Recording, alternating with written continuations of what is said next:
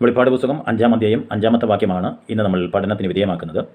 ആ വാക്യം ഞാൻ വായിക്കുന്നു. അപ്പോൾ മൂപ്പന്മാരിൽ ഒരുത്തൻ എന്നോട്, കരയേണ്ട, യഹൂദാ ഗോത്രത്തിലെ സിംഹവും ദാവീദിൻ്റെ വേരുമായവൻ പുസ്തകവും അതിൻ്റെ 7 മുദ്രയും തുറപ്പാൻ തക്കവണ്ണം ജയം പ്രാപിച്ചിരിക്കുന്നു എന്ന് പറഞ്ഞു. ഈ വാക്യത്തിൽ പ്രധാനമായും 4 കാര്യങ്ങളാണ് നമുക്ക് കാണുവാനായിട്ട് സാധിക്കുന്നത്. 1. അപ്പോൾ മൂപ്പന്മാരിൽ ഒരുത്തൻ എന്നോട് കരയേണ്ട. അപ്പോൾ എന്ന വാക്കിനോട് എപ്പോൾ എന്നൊരു ചോദ്യം ചോദിച്ചാൽ ഉത്തരം കിട്ടുന്നത് മുകളിൽ പ്രസ്താവിച്ച കാര്യങ്ങൾക്ക് യോഗ്യനായി ആരെയും കാണാത്തതുകൊണ്ട് യോഹന്നാൻ കരഞ്ഞു. അപ്പോൾ ഉയർത്തെഴുന്നേറ്റ യേശുക്രിസ്തുവിൻ്റെ ദൂതൻ സ്വർഗത്തിൽ നിന്ന് പറയുകയാണ്, കരയേണ്ട. യേശുക്രിസ്തു തൻ്റെ ഐഹിക ജീവിതകാലത്ത് പലപ്പോഴും പറഞ്ഞിട്ടുള്ള ആശ്വാസ വചനങ്ങളാണ് കരയേണ്ട എന്നുള്ളത്. ലൂക്കോസ് 7:13 നൈൻ എന്ന പട്ടണത്തിലെ വിധവയ്ക്ക് ഒരേ ഒരു മകനെ ഉണ്ടായിരുന്നുള്ളൂ. ആ മകൻ മരിച്ചുപോയി. ഇനി ആരും സഹായിപ്പാനില്ല. മരിച്ച മകനെയോർത്ത് വാവിട്ട് കരയുന്ന വിധവയോട് യേശു പറയുകയാണ്, കരയേണ്ട. കണ്ണുനീരിൻ്റെ കാരണം കണ്ടുപിടിച്ച് അത് പരിഹരിപ്പാൻ കഴിവുള്ളവനാണ് കരയേണ്ട എന്ന് പറഞ്ഞത്.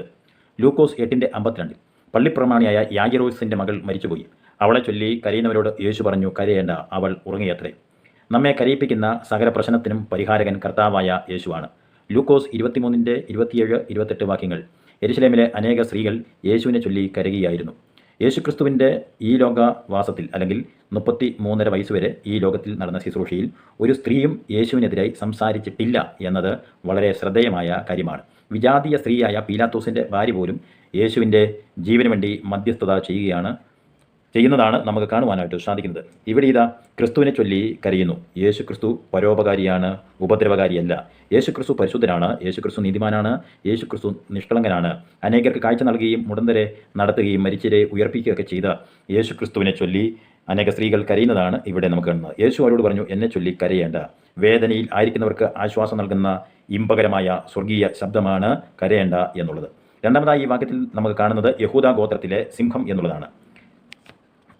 ആര് പുസ്തകം തുറന്ന് മുദ്ര പൊട്ടിക്കും എന്ന ചോദ്യത്തിന് യോഹന്നാൻ്റെ കരച്ചിലിനും ഉള്ള മറുപടിയായി തനിക്ക് സുപരിചിതനായ ഒരു വ്യക്തിയെ മൂപ്പന്മാരിൽ ഒരുത്തൻ പരിചയപ്പെടുത്തുന്നു. ആ വ്യക്തിക്ക് 3 പ്രത്യേകതകൾ ഉണ്ട്. അതിൽ ഒന്നാണ് യഹൂദാ ഗോത്രത്തിലെ സിംഹം. യാക്കോബ് ലേയ ദമ്പതികളുടെ 4ാമത്തെ മകനാണ് യഹൂദ. യഹൂദ എന്നതിന് സ്തുതി എന്നാണ് അർത്ഥം.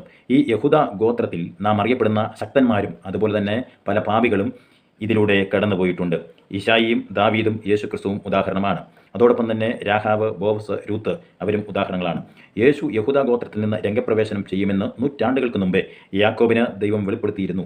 ഉൽപ്പത്തി പുസ്തകം 49:9-10 വാക്യങ്ങൾ. യഹൂദാ ഗോത്രം പതുങ്ങിക്കിടക്കുകയാണ്. അവരെ എഴുന്നേൽപ്പിക്കുവാൻ അവകാശമുള്ള ഒരുവൻ വരണം. അവനാണ് യഹൂദാ ഗോത്രത്തിലെ സിംഹം. ശക്തിയും സർവ്വ ആധിപത്യത്തിൻ്റെയും പ്രതീകമാണ് മൃഗരാജാവായ സിംഹം.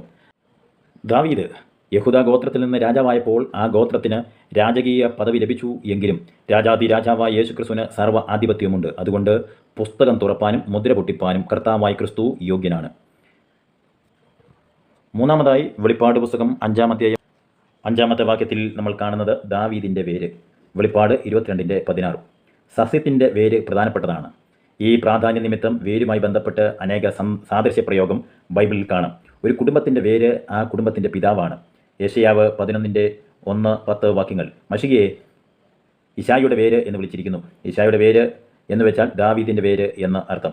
യേശുക്രിസ്തുവിൻ്റെ ദൈവികവും മാനുഷികമായ പ്രകൃതിയെ കാണിക്കുന്നു. ദാവീദ് വംശത്തിൽ ജനിച്ചു എന്നും ദാവീദിൻ്റെ പുത്രൻ എന്ന് വിളിക്കപ്പെടേണ്ടതിന് വേണ്ടിയിട്ടാണ് ദാവീദിൻ്റെ വേര് എന്ന പ്രയോഗം ബൈബിളിൽ കൊടുത്തിരിക്കുന്നത്. 4-മതായി ഈ വാക്യത്തിൽ കാണുന്നത് ജയം പ്രാപിച്ചിരിക്കുന്നു എന്നുള്ളതാണ്. പുസ്തകം തുറന്നതിനാലല്ല ജയം പ്രാപിച്ചത്, മറിച്ച് ജയം പ്രാപിച്ചതിനാലാണ് പുസ്തകം തുറക്കുന്നത്. മരണത്തെയും സാത്താനെയും തോൽപ്പിച്ച് ജയം പ്രാപിച്ച ഒരുവനെ നമുക്കുള്ളൂ. അത് കർത്താവായ ക്രിസ്തുവാണ്. കൊലോസ്യർ 2:15 സാത്താനും അവൻ്റെ സൈന്യവും വഹിച്ചിരുന്ന സകലവിധ ആയുധങ്ങളെയും എന്നുവെച്ചാൽ വാഴ്ചകളെയും അധികാരങ്ങളെയും ആയുധവർഗം വെപ്പിച്ച് ജയോത്സവം കൊണ്ടാടി. ജയോത്സവം എന്ന വാക്ക് റോമൻ സൈന്യത്തിൽ നിന്ന് പൗലോസ് കടമെടുത്തതാണ്. എതിർ രാജ്യത്തുള്ള സൈന്യത്തോട് പോരാടി അവരുടെ ആയുധം അടിയറവ് വെപ്പിക്കും. തുടർന്ന് അവിടെയുള്ള അടിമകളെ കെട്ടയച്ചു വിട്ട് കൊണ്ടുവരും. ഈ വരവ് ഒരു ജയോത്സവമാണ്. എന്നതുപോലെ സാത്താൻ്റെ അടിമത്തത്തിൽ കിടന്ന നമ്മെ ക്രിസ്തു തൻ്റെ ക്രൂശിലെ മരണത്താൽ വിടുവിച്ച് പിതാവിൻ്റെ രാജ്യത്തിലേക്ക് ആനന്ദത്തോടെ നടത്തുന്നു. ആ ക്രിസ്തു മുദ്ര പൊട്ടിപ്പാനും പുസ്തകം തുറപ്പാനും യോഗ്യനാണ്. നാളെ നമുക്ക് വെളിപ്പാട് പുസ്തകം 5-6 പഠനത്തിന് വിധേയമാക്കാം. Thank you so much.